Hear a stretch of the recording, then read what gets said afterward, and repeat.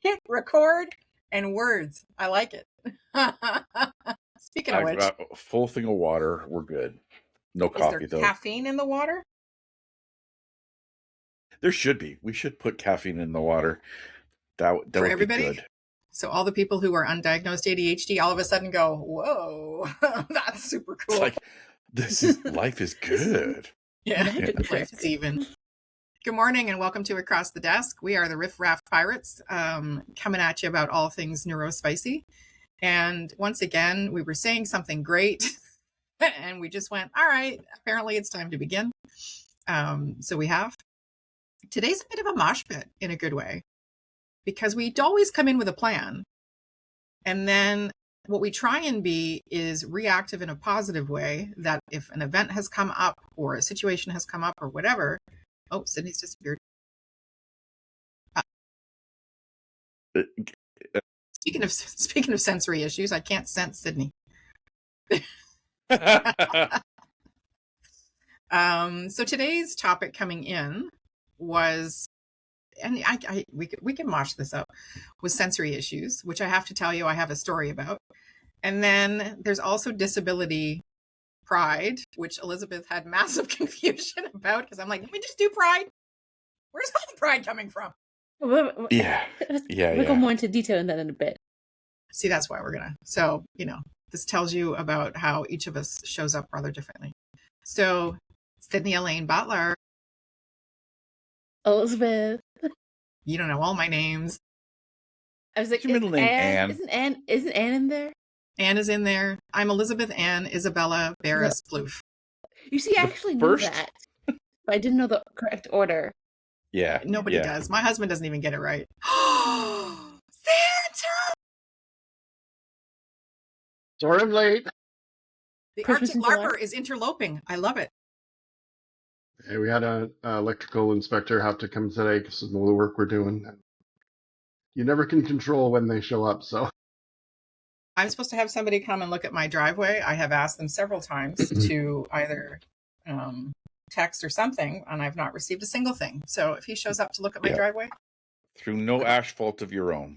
I'll knock him on his asphalt. That's a whole nother situation. We're trying some new stuff today, Paul. I see that. Yes. Mm-hmm. I don't know. Some new options came up, and we thought we would be funsies. Toys. And had to touch the buttons. I'm that kid. If it says do not enter or don't touch, like you will die, I'll be like, but will I? Yeah. A chance worth taking. Yeah, this is what I'm thinking. So speaking of nonsensical topics, poor Paul's going, it's going to be a day. So our topic for today, what's that?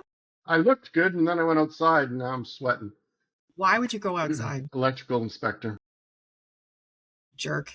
Like, for context, folks, we are all coming to you from southern-ish Ontario, and we are in the middle of what can only be described as Satan's tush unleashing all over. No, armpit. It's the armpit. Armpit. I think any it's part pretty of hairy. Satan that gives off heat is active right now. So what are we at? One of the crevices of one of Satan's crevices. We are in the crevice of Satan. Mine only says 26, but then apparently feels like 38 or something. Yeah, and it's going to 35. Yesterday, it felt like 50 at one point. No, I turned 50 last year. It's worse than that. Okay, you're speaking to somebody in menopause, so all y'all just bit. Yes, if you want to talk about walking around in Satan's armpit, welcome to hormones. Not what we're talking about today. So we had started out talking about sensory issues, which I already have a story because I had a huge issue getting ready this morning. And then it is also disability pride, which Elizabeth had some confusion about, which is probably worth. So we're going to do a mashup. Are we on board with the mashup? I feel like they go together. We started with a mashup. Like you lay the path, and we'll say the words. I will breadcrumb the shit out of that. Woohoo! Okay. As long as they're gluten free. Damn straight. I never go I have to straight. share. I have to share because two of the people on this podcast, we're going to do introductions, but two I have selfies with at the Big Apple. And I have to tell you, the Big Apple is one of my favorite places on the planet. I have no idea why. And we're not talking New York. It is a tacky apple place.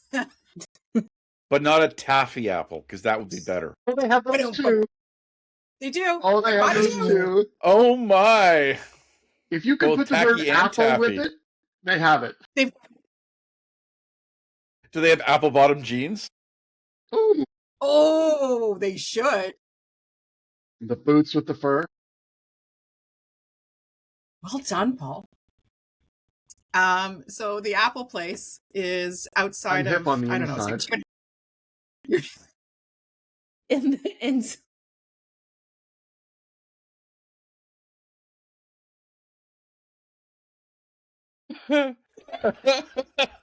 Santa Claus on the outside, hip and the inside. Anyway. God, that was awesome. Paul, you have no idea how much I needed that. We're 6 minutes in. We've talked about nothing that's As it useful. goes. As it goes. As it goes. It's a Seinfeld podcast. Let's go. Oh, we're coming to it, folks. I swear to God. So I was at the Apple place yesterday because I had to drive my husband to get his new truck. And I'm thrilled to bits and pieces because we are across Southern Ontario, and I mean that. So Paul joins us from Windsor. Maddie joins us from Real Eastern Ontario, just an hour short of Ottawa. They are way the beep anyway. And Sydney, Brampton.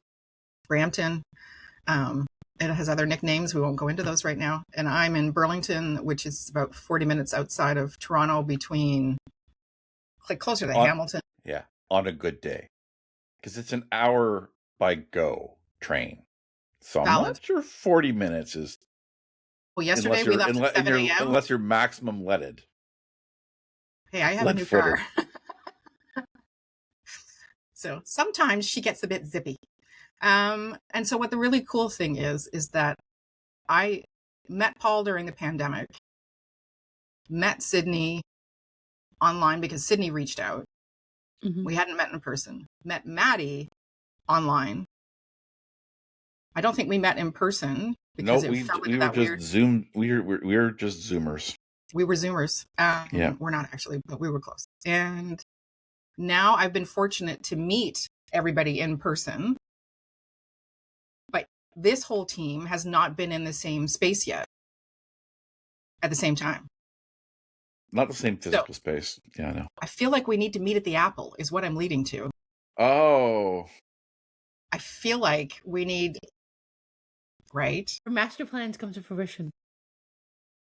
No pun intended. Come to fruition. Fruition. Exactly. Yes. Yeah.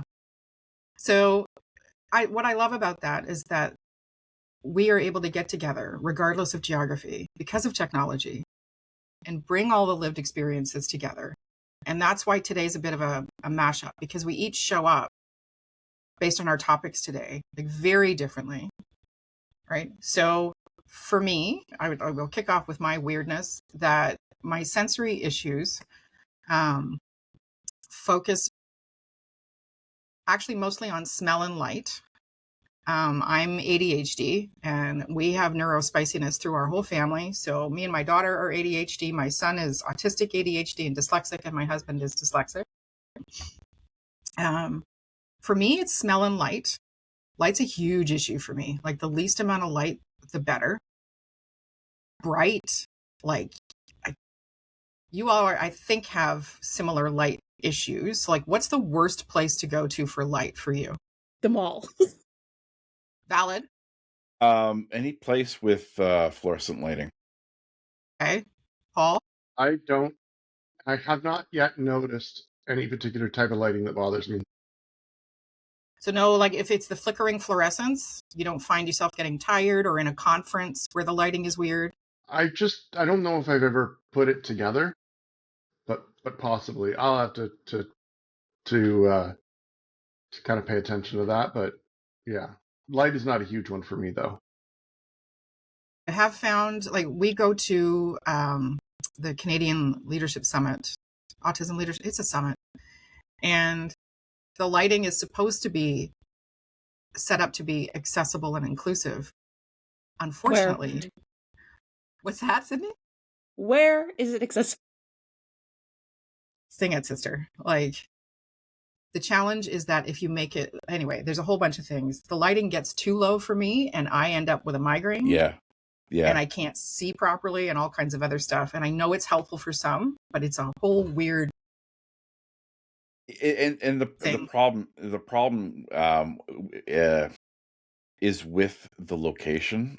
And I was on the accessibility committee last year for it, not this past year, but the one before it.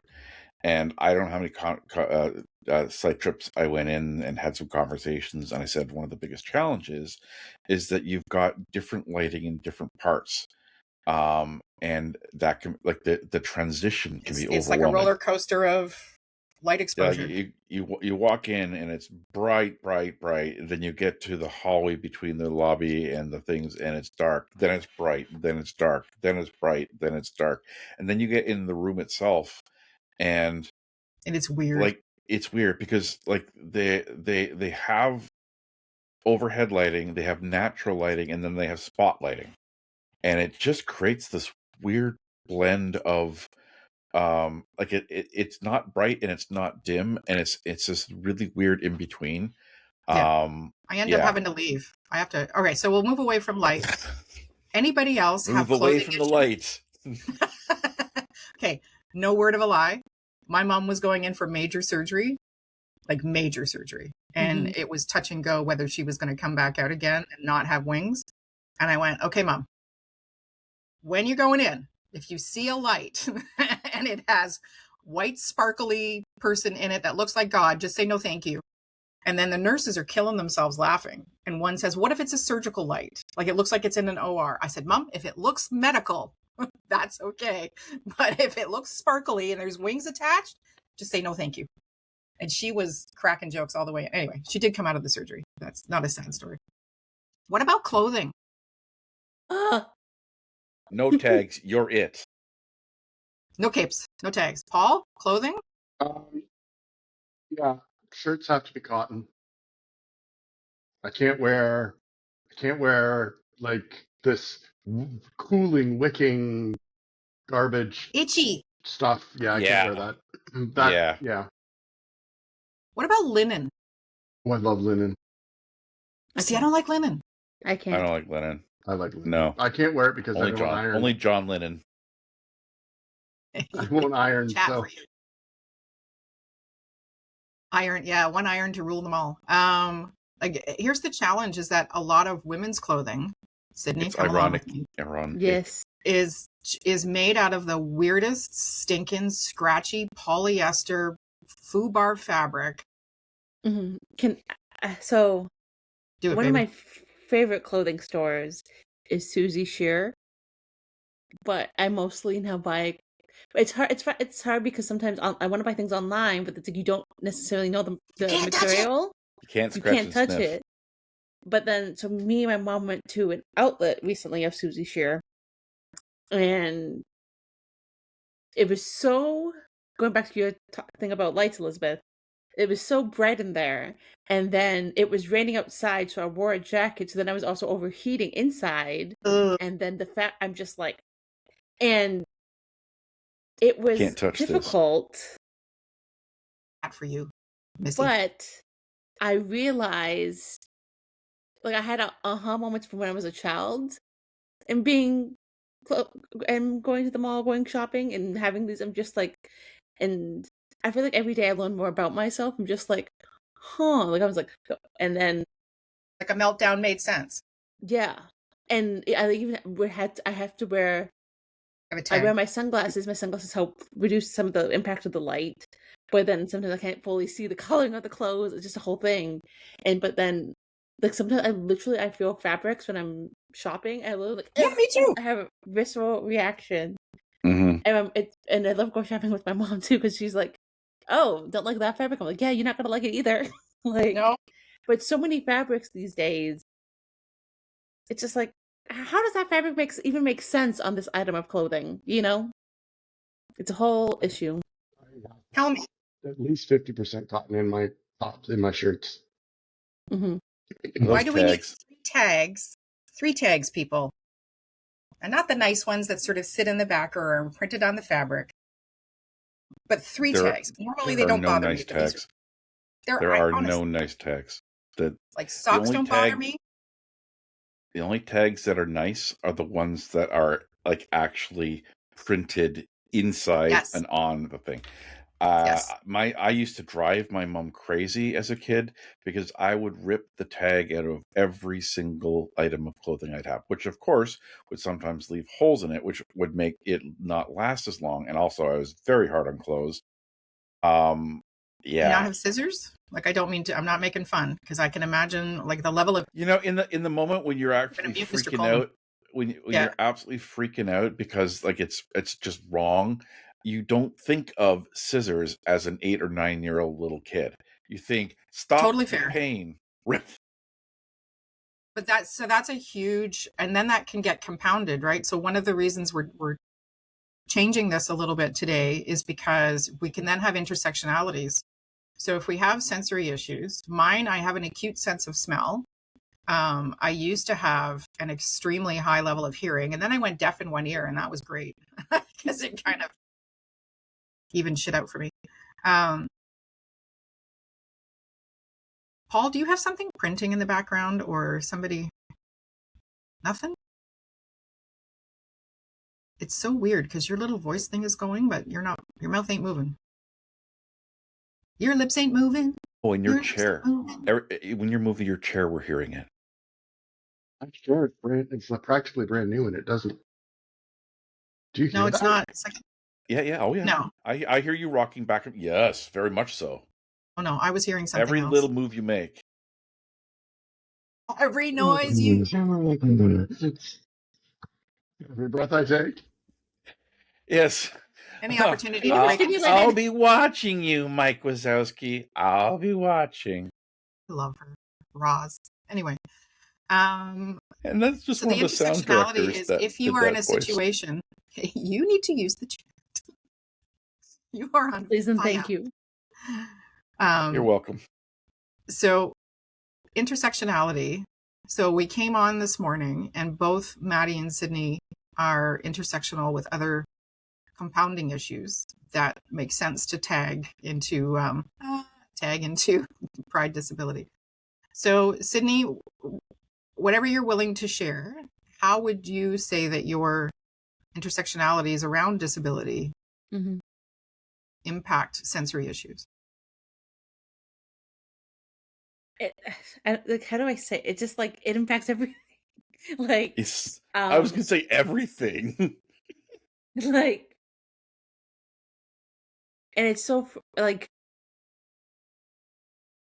it's so frustrating because then it's like sometimes, like I know it's not in my head, but sometimes like, and then I have also mental health struggles, and that's a type of disability, right? And so it impacts like somebody that can only wear certain clothes, or sometimes clothes are really hard some days because it's like I want to feel my best, but sometimes it's a struggle to put on some clothes, and then the sensory issues, and then really, and then right now, for example, so I'm always in some kind of pain, but my pain's like in like overdrive right now, and like really high right now, and so any little thing, and then sensory, it's like I'm less able to. It makes it's even harder because it just makes it more. It's more. I can't process it as Amplified? well. I can't amplified, and I can't filter it as much. It's just like any little thing. Just like it's like I'm already so I don't want to say fragile, but just like I feel I'm On so edge. Good word. pain It's Yeah. a good word. that Yeah. it's just like any little extra stimuli. Just like that I don't. It's like nope, too much, Mhm. much. So Yeah. I changed my shirt 3 times before we came on today. Because if it's hot, plus I have a hot flash, plus I'm in a fabric that I feel like I have a pair of shorts that I just soaked in vinegar because they are some kind of, Paul's face is like, what? It's a cotton polyester blend with a little bit of nylon in it. And 2 of those ingredients are okay. 1 is not. And so to soften them, you soak them in white vinegar, and it helps to like break down the fabrics and soften the fabric. And I'm hoping, because as soon as I put them on, like I think it was yesterday, I literally walked outside and went, nope, nope.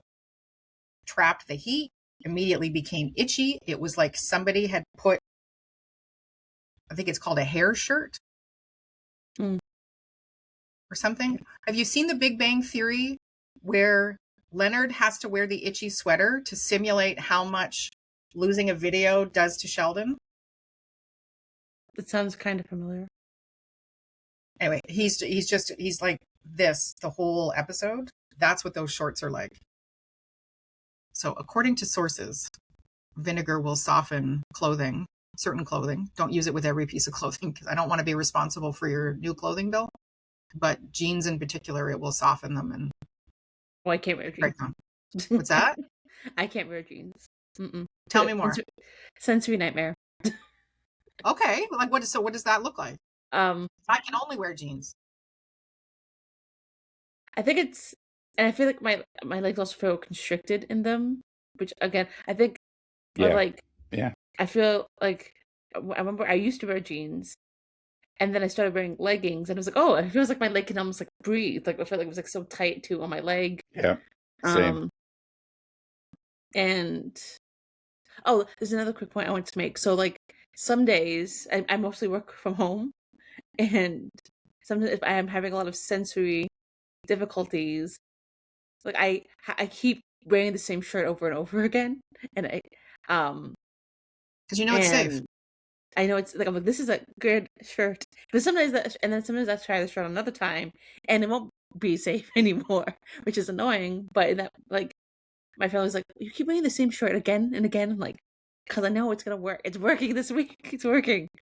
But this week is the huge issue, right? Because especially if you are dealing with intersectionalities around other conditions, that can definitely impact how you're showing up, and what works one week might not work the next. We're not saying chuck it out. Like if it has worked once, it will likely work again. It just might not work 8 Every days in a time. row.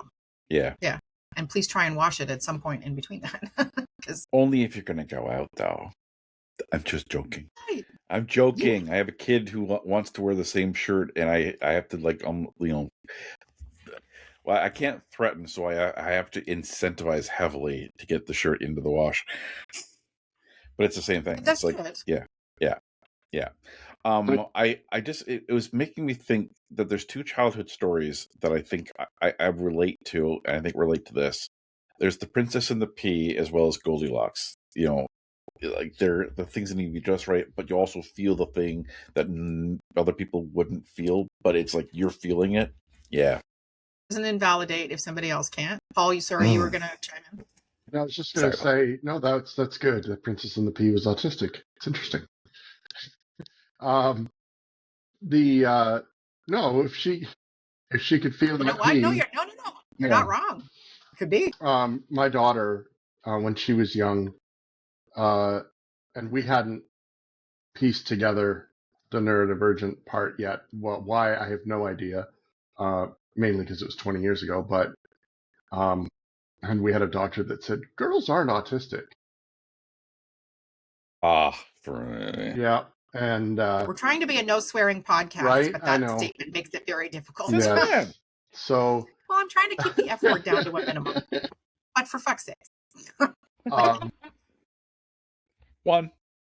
So she could not wear jeans because of the seams. And ooh, what does that mean? The seams on the jeans that ran down the insides of your legs. Yeah. She could feel those. Yeah. And so we ended up discovering that if she was going to wear pants that were tight, that were going to touch her legs, they had to be tight. They had to touch everywhere at the same amount. So like leggings and so she wasn't navigating different pressure Right, points. right. And if Gotcha. if they were otherwise they had to be loose. They either had to be Not loose Yeah. touch anyone. and not touching her and not Oh, constricting in certain areas, or they had to be tight all over. yeah. And so I'm the yeah, same. that was Yeah. an interesting. We had a few See, I meltdowns in like the the mall. squeezing fat. I don't like leggings. I will not wear leggings in public. I will maybe wear them in the house for pajamas. They're not something I'm comfortable wearing out in public. But back in the 1980s, when I was a good bit smaller, you wore jeans so tight you had to lie down on the bed with a coat hanger. And oh yeah. And that made me so happy. It was like my own squeeze machine. Oh yeah. Instant calm down. I mean, you could not breathe in these things. You looked great. And then on top of that, we would flip the jeans inside out. Look at Sydney's face. She's like, what is this fresh hell? And we would take safety I'm literally shaking inside. Me too. We would take safety pins and make the legs even tighter and then flip the jeans inside out and walk around with skin tight jeans that we'd yanked up with a coat hanger and safety pins. So obviously my sensory issues are not that bad, because if I can walk around in that contraption and be totally fine. Okay. So here's the thing. We've been talking about the things that ick us and a little bit about the things that we like, but sensory is both what we really like and what works for us, as well as what absolutely drives us crazy. So you just said something about it. Your sensory issues weren't as bad. Actually, They're just different. You're just different. Not the first time I've heard that. That, any type of, yeah. So then being very thin and whatever, oh yeah, like the tighter the better. Still have a struggle on top. Like this is a lady fabric blend, which is okay because it's soft, but not natural. But anything like, I don't know what it is. People, if you are in design for women's business wear, can you shake your head and stop making that fabric that is just like Satan's bunghole? Like it is. Please. Please. And but you laugh, but honestly, over 60%, I would say, of women's business clothing for tops is this awful, scratchy. So like, you're saying it's 40% cotton, 60% Satan's bunghole. There's no cotton, man. There's no cotton. Cotton has never touched this piece of, there's nothing natural about this. Satan spat it out in a big bolt of fabric and said, make all women's clothing from this, is what he did. Big jerk. So anyway, sorry. I have strong opinions about that. I have to do what Sydney does. I have to walk around a women's clothing store. I cannot buy anything online unless I've bought from there before.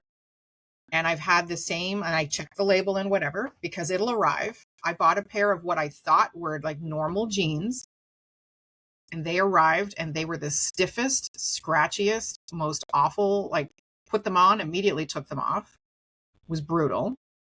And I got to walk around stores touching things. And then hopefully I've remembered to wear jeans or something cotton so that I can get that feeling off my fingers. And I know a lot of women with ADHD have the same issue. Oh, sometimes when I touch different fabrics, okay, so growing up, I would help my mom and everybody pick out the fabrics because I just sort of instinctively knew what colors worked well with us. Like little did we all know I was everybody's gay best friend way before we knew that. So the same thing as like helping my sister pick out clothes. Like I just kind of knew what worked best, but I hated touching most of them, and sometimes when I touch them, my fingers would feel like they're on fire, and I wouldn't be able to touch other things for quite a while. It would just be so overwhelming. This is a memory that's just coming back to me now. Thanks, Celine Dion. Now I have those same issues, but I know to generally avoid it. And also, I make sure to have like an opposite thing of that's really, really soft and fluffy. Like I can't. There's a lot of toys I can't touch, and most of the sensory things, especially the gooey, squishy. Oh, I love those. Just no. Where's my Hulk head? I've lost my Hulk head. Oh no, there it is. Hulk smash. I don't even like looking And at it's it, got but a it's super more. creepy thing that comes out of the. Oh, it's awesome. But then I also have my soft potato. And what else do I have? Oh, I like the metal ones. Paul, we always go through this. I think it was Paul that Paul's got his as well. So Paul, do you find with your 4 kids that you've had to navigate potentially different sensory issues for each of them? Okay. If you're not watching and you're listening, Yes. Paul's face just went, yes. Paul forgets that this is mostly audio only, even though Right. we can see Yeah. each other. Yes. It's fine. It's fine. We just have to remind, what we have to do is make a part of the process and remind Paul that we are. We're live. Okay. Well, I can see 4 you all, kids. so I assume they can see me all. That everybody else, well, they can once we get the little crab all finished. We're gonna have all kinds of video stuff. He's done. So Buddy. the crab's done. That's a whole nother story, folks. So you have 3 girls and a boy. I do. All have different levels of neurospiciness. Maddie also. I mean, Maddie's eyebrows are going off their head. Maddie also has. But are your kids non-binary as well, Maddie? No. I Okay. have one that's occasionally is gender Toying fluid. with the but it's- idea. Yeah. Mostly female, occasionally blends into a middle. Yeah. 3 boys and a girl for the sake of this discussion. What? 3 girls and a boy. We both 3 have girls 3 and a boy. girls What and did a I boy. say? You said 3 boys and a girl. Well, you did name one, Ashley. You totally Which makes- misgendered the whole family. Well, if you're You got it gonna do all wrong. You got it all wrong today. So Paul, with your 3 daughters and son, and a couple of them are intersectional as well. Did you have to discover, like, did each kid present with different stuff that you had to figure out, or did you see some consistencies? 100%. Or 100%. Yeah. Not one of them's the same. see these damn kids? Like, could you all just show up and come with a manual? Right?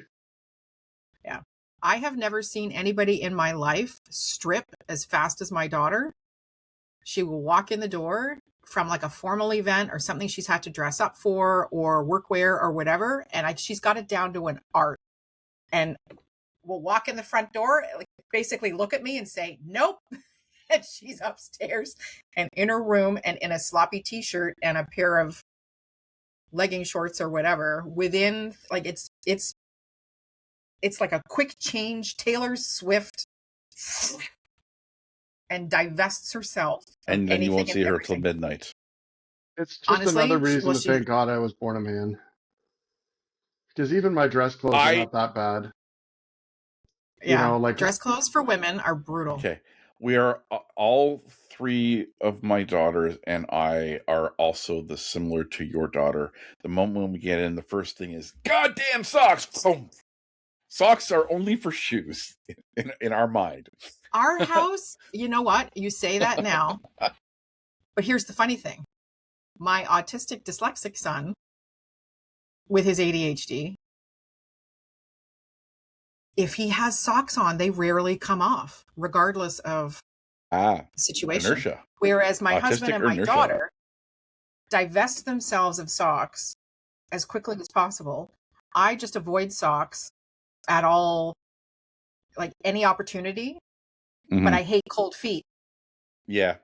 We have I put a sock basket at the bottom of the stairs for Kat to put socks on where she takes her shoes off, and like a sock where the socks, the used socks go and the new socks are, and that we instituted that 2 years ago, and so the socks do not end up as she upstairs. They're all Like, through my house. They're everywhere. Plus our dog loves everybody's socks and feels like he's a very good boy when he brings you socks from somewhere in the house, he will go into my husband's dirty laundry basket and grab the socks to then bring out to you like he's gone and, taken down a bear. He's 14 pounds, by the way, just for like the bear would eat him in one chunk. But that's what I find fascinating. So the other point that was brought up before, and Maddie immediately agreed, when you're looking at it from a disability perspective, if you happen to be intersectional with being neurodivergent and then having either a secondary primary issue or one that's done to you, like in Maddie's case, Maddie was not born needing a wheelchair, was not born needing accommodations around certain physical limitations. They had it thrust upon them, much like forms of greatness. Did you find that, Maddie, when you had it thrust upon you, Paul, I love you, but I'm muting you. There's something in the background with Paul. It's like a tertiary conversation. It's like me in the Google. I know it's so. Paul like, we needs love you. an omnidirectional a microphone. It's something that just their face says that they're looking at what's going on. So, Maddie, when you would have spent the majority of your life with sort of first level sensory issues, and then ended up with your car accident. Did you find that impacted? Well, so interesting enough, since the car accident, I have become hypersensitive to cold. It's if it's 15 degrees out, my hands and my arms can feel cold. I have in my jacket, I have some really thin gloves that I will put on sometimes in the middle of summer. Like if I'm in and sometimes I feel like I massively feel the difference. So if it's like 32 out and I go into a Walmart, sometimes the Walmart can feel like I've just jumped into an iceberg, and it takes a lot of time for me to recalibrate to be able to and also like their lights, the sound of their damn air conditioning or heater. There's just so many, and sometimes like the lighting is a particular type that actually makes me sick. So yeah, would that be from the? So sorry. Yeah, so and listening this to has that, all been since the accident. The flicker. I haven't been able to figure it out, but I when I moved to Smiths Falls, oh no, I gave away where I live. Not like you can look me up and not find me there. You're kind of all over the internet, friend. So. I know, and my daughter loves it. Yeah. Our ship has sailed, and we've landed here on this lovely podcast. I mean, you're out of the closet, out of the box, out of the there's all the outs. You're all outed. Yeah, out of the blue. Yeah. So, when we moved here 2 years ago, and I was going to Walmart a few times, I felt like my body was under attack. I felt dizzy. I felt sick. I'd get out of there, and the moment I got out into the fresh air, like I would start feeling better. But it took a lot out of me. That was after the accident. Yeah. So before I had the accident, for example,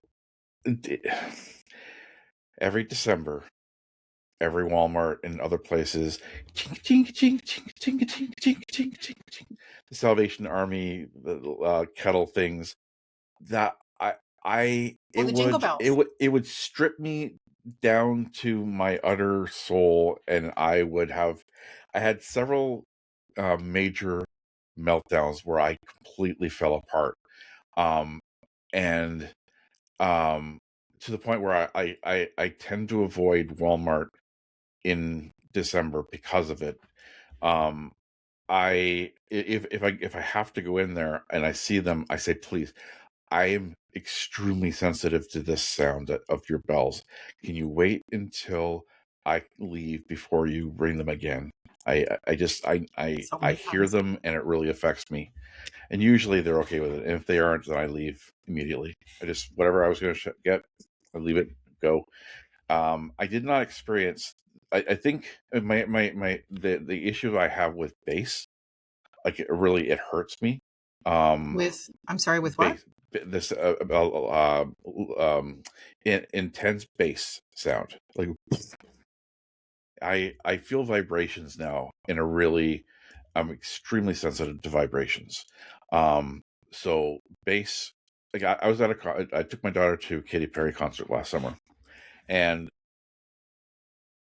the opening act, Rebecca Black, I was able to handle it, no problem. It was great. My AirPods lowered the sound down, so it was fine.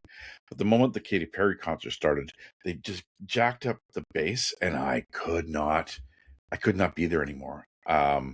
So I had to make my way into those big hallways outside of the thing, and to get to a point where I wasn't hurting anymore. But yeah, these are things that, like, I have experienced sensory issues a lot as a kid, even as an adult. But the intensity level of them, and the just the different weird new things like bass. I it, my body, um because of the spinal cord injury, um I'm my body is relearning everything, but the pathways aren't the same.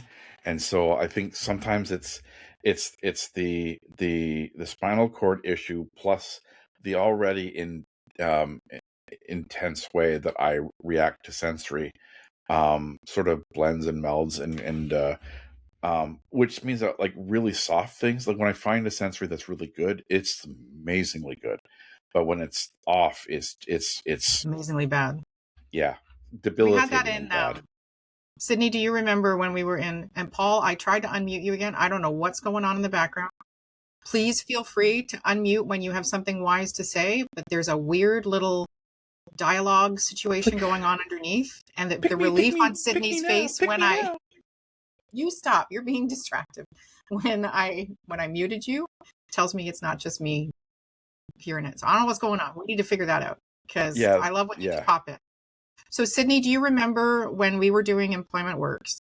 And so Sydney came out one day, and we ended up going around 4 stores.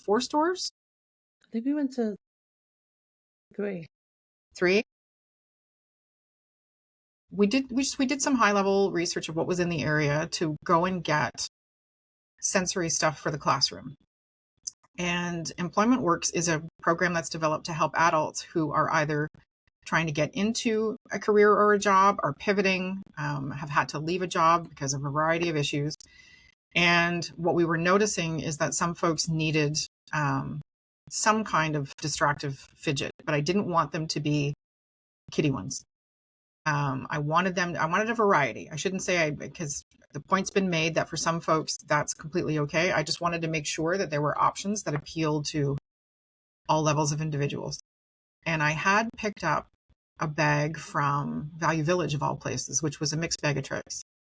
And then Sydney was very kind and tried them out for me. Their sensory issues are way different than mine. I mean, your feedback on that was invaluable, because I was going to go in willy-nilly and just buy a bunch of shit. What did you, in that experience, what did you experience that day? When trying the different ones out? Yeah. It was interesting because I was really trying to also put myself in the shoes of our participants. And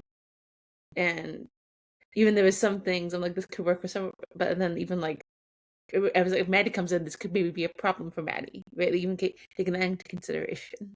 There was one that it was a thing, but just being able to test things out and to see what worked and seeing what could actually, and it was actually from that experience, and then now actually seeing how they were being used in the classroom was like, it was interesting to see when people were kind of hesitant at first, or they were intrigued by them, but they didn't, and it was also interesting to see even just like what people gravitated towards, and seeing, and then from there seeing how it would add and contribute to them contributing to the classroom, contributing more to the discussion, and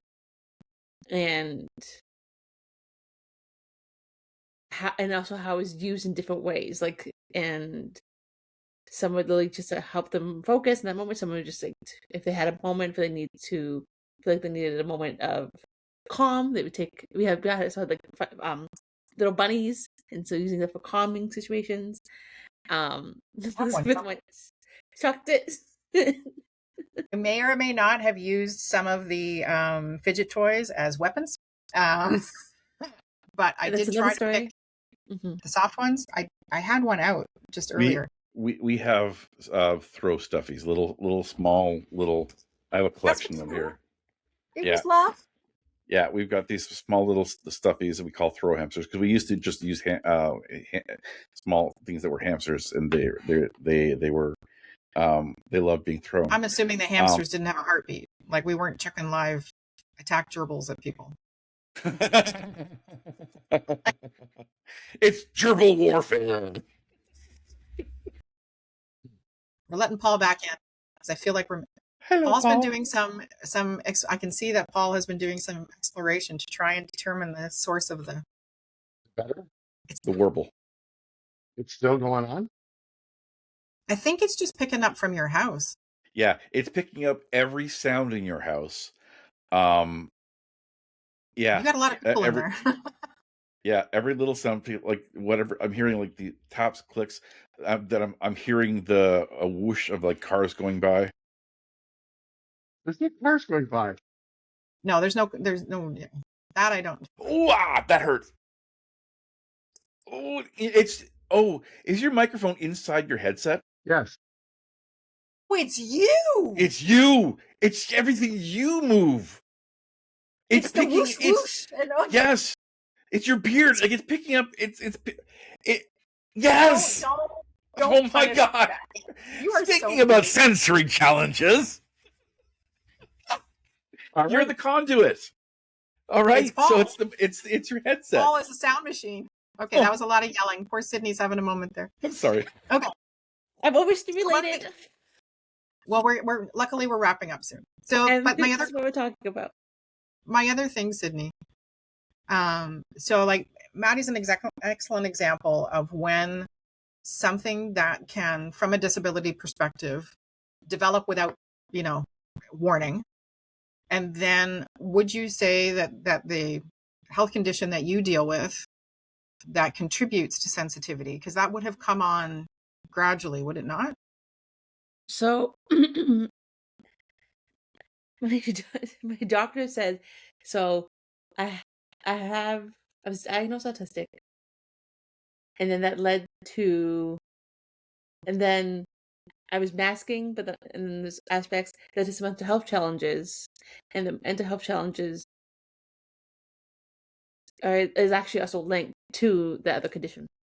So they're all interconnected. Oh, so could we say that on the days where mental health might be taking a bit of a shit kicking, that the other condition flares up? It's all connected over here. We're all in this together. Maddie. Sydney's just shared that they're overstimulated, so we're gonna dial back the diva just a scoochie. And my back isn't it's throbbing. Yeah. Like you and I, we break into song. So I say that with love because it's every power of my being to sing the song in. But they're already, so we're gonna just whoop. So that's an interesting. I wonder how sensory issues change. One, as we become aware of layers of disability, but two, as we age and mature, is some of the instinct to downplay the impact of sensory issues and to minimize the impact, potentially, because we recognize that sometimes reactions or, I think, Maddie, I think you were extremely brave to ask Walmart Santa. I think it's good. So I'm saying this with way to go. Like kudos. But so many folks would not advocate. And so this is just a group reminder that if we meet up around Christmas, Paul, we need you to leave the bells at home. If we're just saying. Are you on mute? You are. Yeah, I'm on mute. I'm overstimulating everybody. You're not. No, No. I really came in overstimulated. Yeah, and it's Sydney just, came to the I'm party. right on that train. What bells? I'm at a 0. Where it's, oh dear, 0 spoons? We're going to get into the spoon conversation in a second. The joke I'm saying is because we started at the beginning of never all being in the same room at the same time. If we Yes. happen to have an opportunity and it's at Christmas time, I'm saying as our resident Santa, we need you to bring all the Santa to the party except the bells, is what I'm explaining. Otherwise, Maddie will walk out or roll So, out, as the case may be. It's the Salvation Army folks that bring the bells. Not I haven't seen too many Santas with the bells.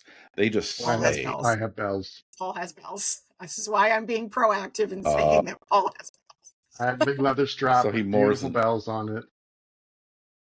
We've See talked more about than just slay. yes. Oh, yeah. So speaking of spoons, one of the things we've been talking about off and on is using spoons as a measurement of what capacity people are at when they show up.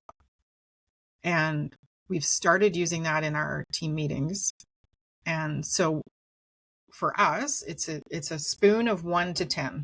You either, for a representation, 0 spoons means you got nothing. Like you've got no capacity. Your sensory issues could be off the chain. Filter could be nothing. And you're just not able to show up that day as your best self. I think you can't tell. I'm not trying. You're not at your best self, but you're not, I wouldn't say you're a 0 either, because you've done extremely well. I feel like it's interesting because I feel like I'm gonna say something sweet. Don't say "aw," but you guys are giving me a bit of spoons right now. But It snuck one in. I could literally, but I could hear you say it in my brain. So I give that preface, but yeah. And then it's interesting because I took a shower this morning, and that both gave me a bit of spoons, but also depleted my spoons at the same time, Mhm. which there's a myriad of reasons why that happens, especially with me. Yeah. Do you find that the An interesting- variation of temperature in the shower can throw you, and what was a good shower becomes an absolute nightmare? Yes. We had to really watch that with my son when he was a baby. He had extremely sensitive skin. And he is also diagnosed with hyperacuity.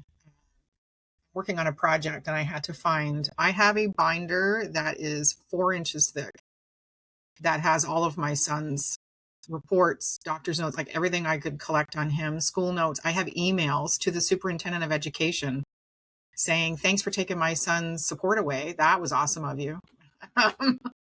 Once emails started, I was the bane of the school board's existence. So I was like, tracking everything, people.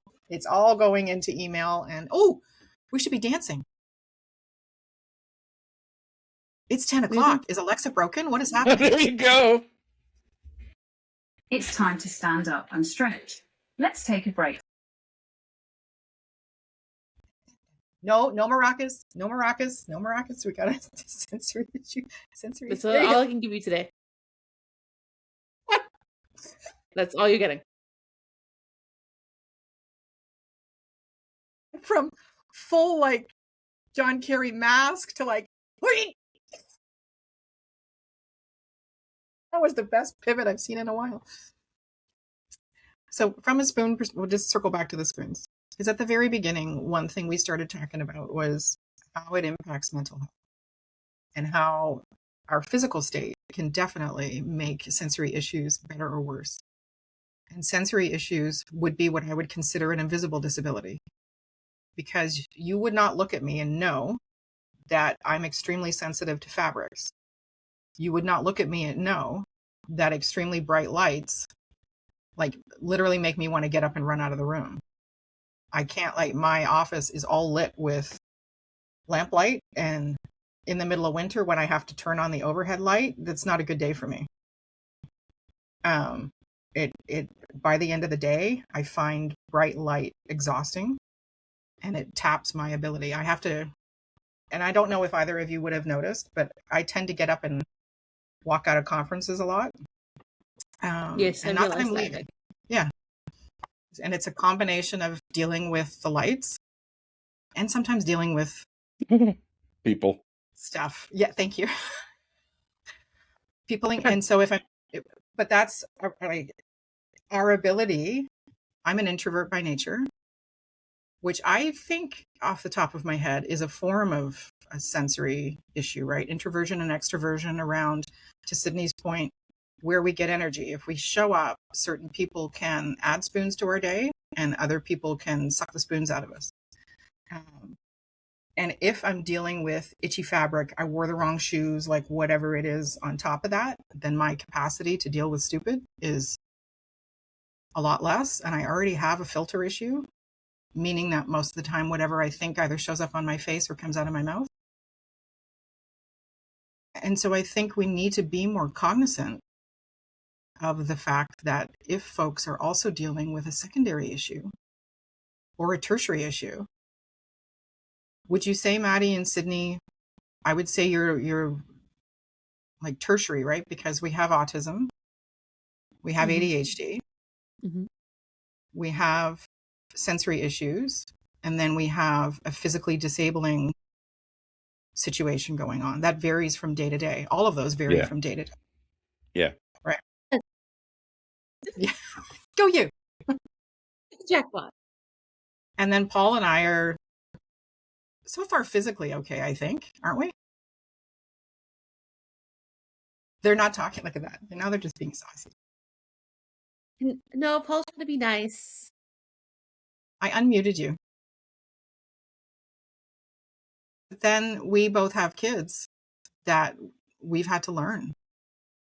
It took me a couple of years to figure out everything for Thomas. I knew fabrics right away. I knew because he had sensitive skin. I was very fortunate, never had a huge reaction to clothing, but proactively, I put him in 100% cotton. And proactively 100% cotton sheets. Wherever I could have natural fibers, I tried to do that for him. As much as we're exploring it for our kids, what I'm hearing from Maddie and Sydney is that you are in an ongoing journey to figuring out what sensory is for you, how that relates to disability, and how you have to advocate for that. Yeah. It's like, if it was just the same stuff all the time, we could probably figure it out and navigate it. But we get hit with stuff Sydney's like face. that's just like all of a sudden there's a new issue that we're navigating, and it's like starting from scratch, and it's we start with overwhelm and then try to figure out, where is it coming from, and then how do we avoid it. Yeah. So how do like the issue with the menu that I was looking at that was the other day. extreme. I'm not making fun. Like I never thought about it before. It was like the vertigo that happened so quick. It was extremely painful. I lost the ability to speak and think. It took me about an hour and a half before I was functional, but I was not Not okay. not okay. Yeah. It was bad. So what had happened with that, folks, is that we were on a meeting and we were talking about different breakfast places. And Maddie, and one of the reasons I'm sharing this is because sensory issues come into user experience design. When you're looking at websites, when you're looking at restaurants, when you're looking at a variety of spots. And we went on the Pure and Simple website, which happens to be one of my favorite breakfast places. And all Maddie did was click on one of the menu items, and what corresponded to that was the website scrolling its entire menu in front of them and to get to the spot for the crepes or the waffles or whatever it was. I had never, I mean, it's irritating, but I had never considered that of what that could be from a triggering perspective. It's much like strobe lights. You see all of those warnings on Yeah. movies and stuff. And Paul, I'm going to pick on Paul for a second, because Paul does a lot of stuff with user experience design. And because he's an e-learning creation specialist, and somebody's tapping, who's getting it? Somebody's getting muted. It's Maddie. And you have to consider any experiential design as well. You can nod or say yes or something. Waiting for the question. I'm just Okay, I just need you to validate that I'm not saying the wrong things. That's essentially, right, video production as well, but I feel like from the e-learning design and the experiential learning design, has that ever factored into your decisions? Like what somebody's sensory experience could be with that? I guess it would depend on, so yes, and lighting is already something that cameras, if a light flickers, a camera will pick it up 10 times worse than a person. So it actually gives me a potentially, when I look at video footage that was shot in fluorescent lighting, or it was shot in LED lighting that doesn't have a high CRI, which is a light quality measurement, then it can flicker and it can cause all kinds of issues with the video. So it makes me wonder if those who are sensitive to light issues, that's interesting, because, our brains process at like 24 frames a second or something like that, like how our eyes view. And then when you film, you can pick the frame rate. So sometimes I have to adjust the frame rate depending on the flicker of the thing. So I wonder if those of us with sensory issues, when it comes to light, if we just process at a different speed than others. Because if you're processing at a higher speed, then you're picking up the flickering that others may not. So that when I see a video that I've recorded, I play it back and I see the flickering, it drives me insane. So I'm wondering, I wonder if that's how others see it. So I'm already cognizant of that, because it ruins it almost like takes everybody into that sensory issue if you're filming with bad lighting. One question is, okay, so if people are seeing things or processing things at different speeds, could the changes that you're making to not affect you, could they be affecting others? And interesting, we measure frame rate in hertz. And sometimes if it flickers too much, it really hurts. Right. So yeah, so just switching LED lights will not fix the issue if you're buying really cheap LED lights, because LED lights flicker. They just flicker at a different pace than a fluorescent light does. So the higher the CRI value on a light is, the less prominent the flickering is. So I never knew that. It is flickering at a faster rate that your eyes can't, or your camera won't sense, even at a high frame rate. Like I could be shooting something in 120 frames a second, and it still won't pick that up, because the high CRI value lights are, they're practically solid.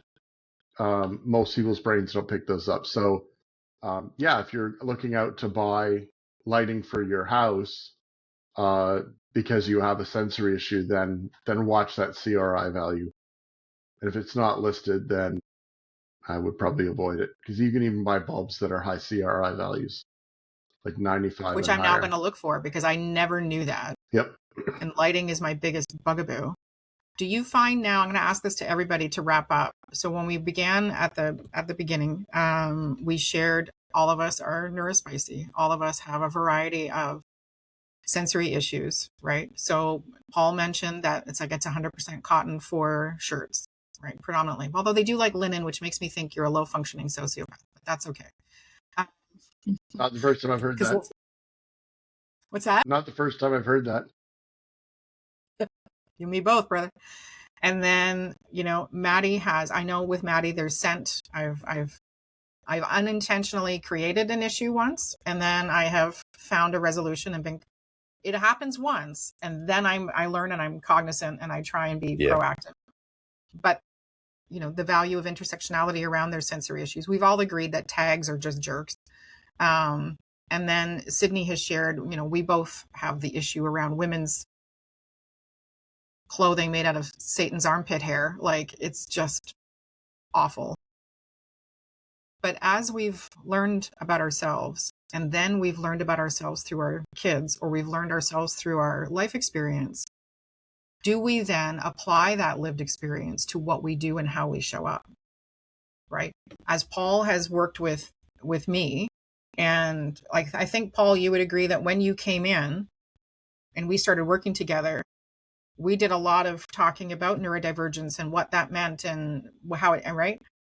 And then all of us have shown up with now this different lens because we've learned from each other. We've gone on and done continuous learning and whatever.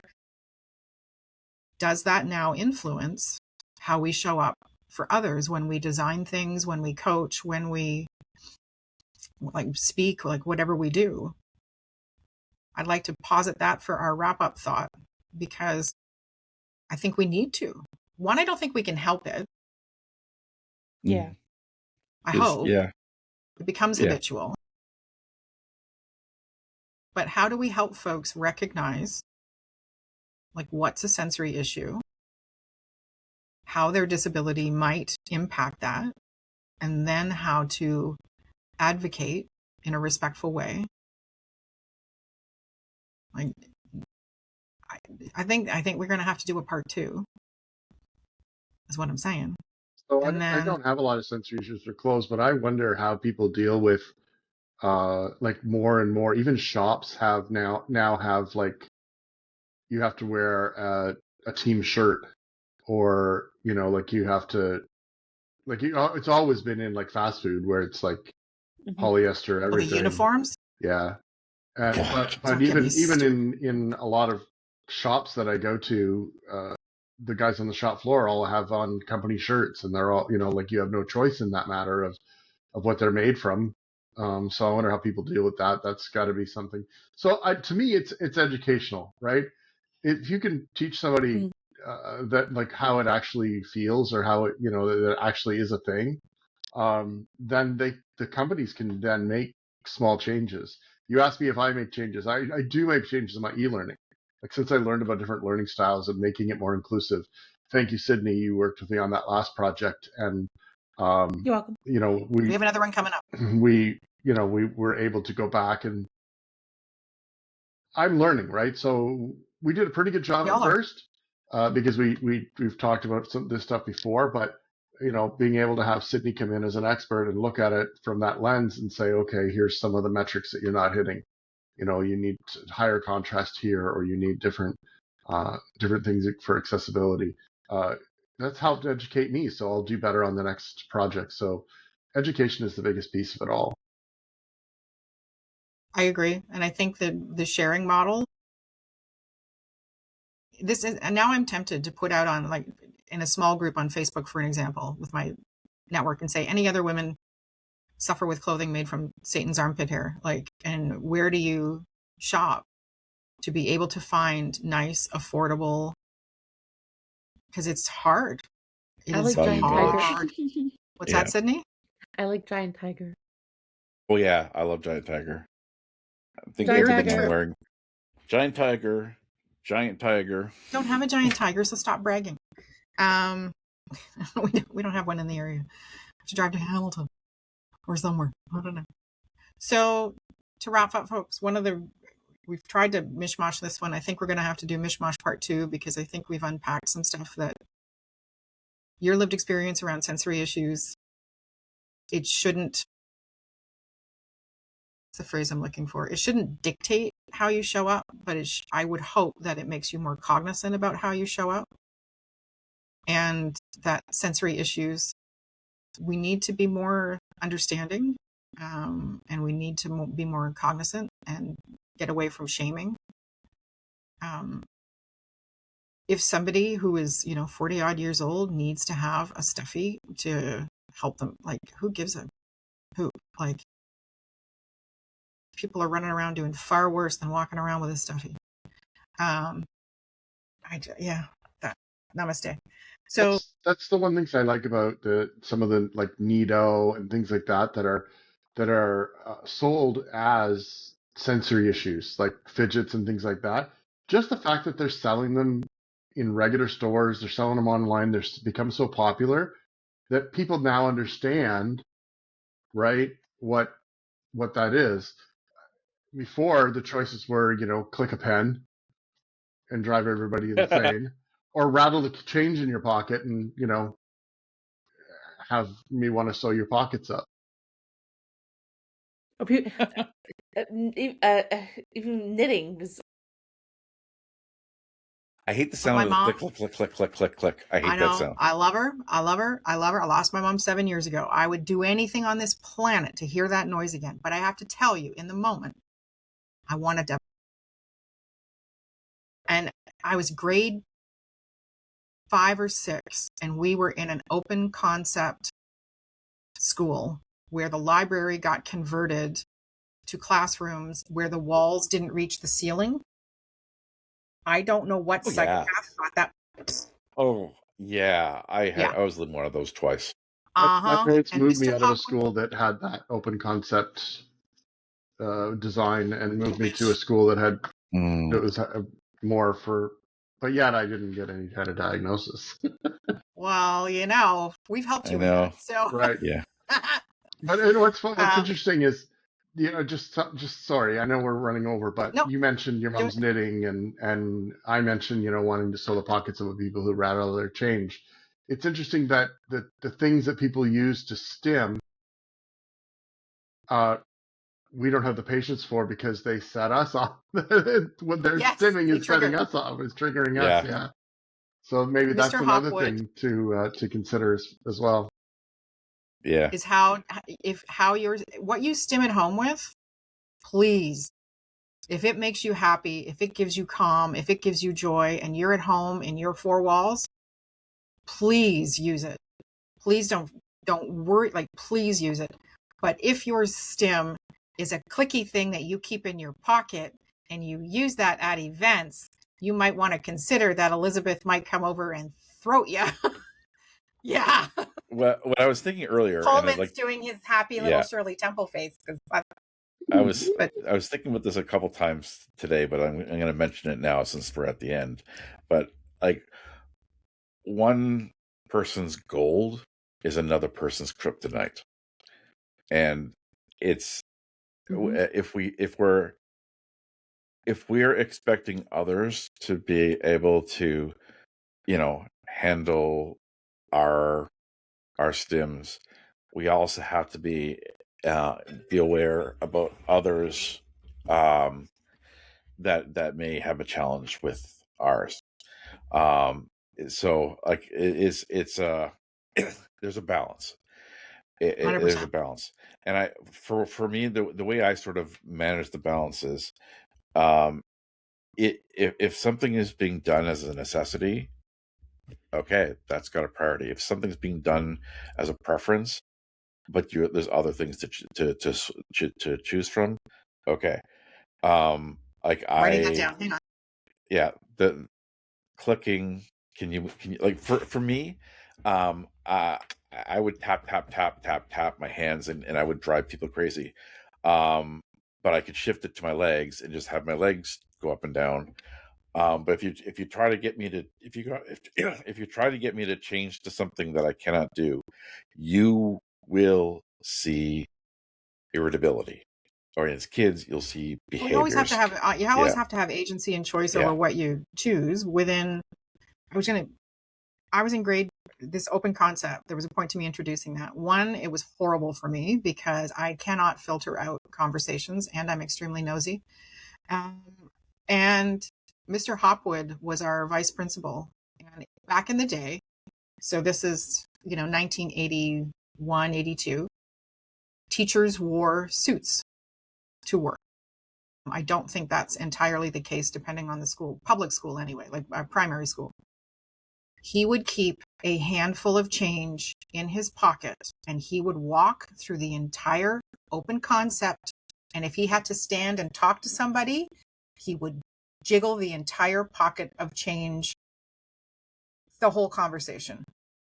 Now realizing that likely Mr. Hopwood had ADHD, as I say that out loud, and required a stim or something to keep him focused.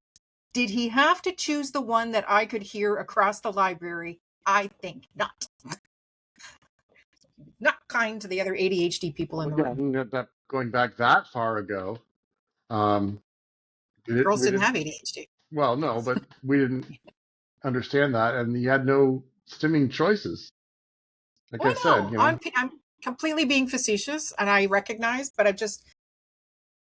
I can't filter out certain noises. So again, it's that whole agency of choice, and how nobody in the class would have known that I could hear Mr. Hopwood's change and that it was driving me bananas, because I didn't know what was going on with me either. And now I do.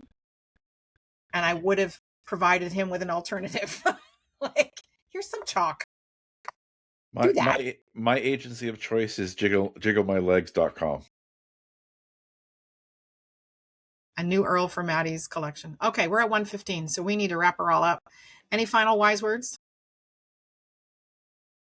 Stay cool. Yeah, stay frosty. A friend of mine always says, stay frosty. But not frothy. That's wrong. If it's my oat milk. Ooh, yeah. I know. Thanks, everybody. We really appreciate it. If you have any likes, comments, suggestions, whatever, please leave them in the comments wherever you're listening. We are across Apple, Spotify, you name it, we're on it. You will soon see all of our videos because Mr. Coleman and I are going to crank that out and get them up. You can see us all in person. So when Paul pauses and is nodding, you'll know what we're doing. So thank you, everybody. And we will talk with you soon. Goodbye. Bye now.